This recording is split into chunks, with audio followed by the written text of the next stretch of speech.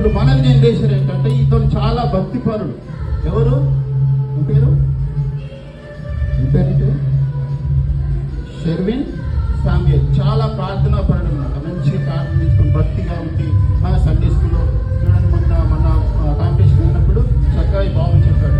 కాబట్టి ఇట్లా చిన్నప్పటి నుంచి మనం దేవుల్లో ఎదిగి చక్కగా ప్రార్థన చేసుకొని చక్కగా పరిశుద్ధపరచుకుని అబద్ధాలు మానేసి దొంగతనాలు మానేసి ఏమి చేయకుండా ఇతనికి ఏమైందంటే పెద్ద వయసు వచ్చినాక చనిపోయాడు.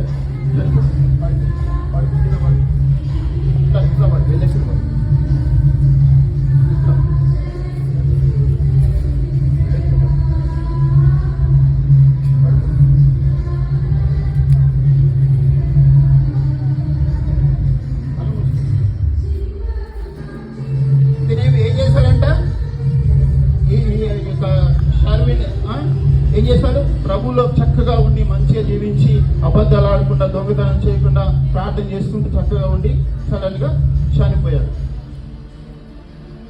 తర్వాత ఏమైంది? ఇతను ఏం చేస్తున్నాడు? ఇతను కూడా మంచి భక్తిపరుడే, అందరి వల్ల దొంగతనం చేయకుండా చక్కగా ఉన్నాడు అనమాట. అయితే ప్రభు అంట మధ్య ఆకాశంలోనికి వస్తాడు. ఎక్కడికి? ఈ ఆకాశము, ఇంకా మధ్యలో ఒక ఆకాశం ఉంటుంది, తర్వాత పరలోక ఆకాశం ఉంటుంది. వినండి చక్కగా. ఎన్ని ఆకాశాలు ఉంటాయి? 3. ఇప్పుడు మనకు కనిపిస్తున్న ఈ ఆకాశము, తర్వాత మధ్యలో ఆకాశం ఉంటుంది, తర్వాత పైన ఆకాశం. పైనుంచి యేసయ్య మధ్య ఆకాశంలోనికి వస్తాడు. వినండి చక్కగా. ఎక్కడికి వస్తాడు? మధ్య ఆకాశంలోనికి యేసయ్య వస్తాడు. అప్పుడు దూరం వినబడుతుంది అనమాట.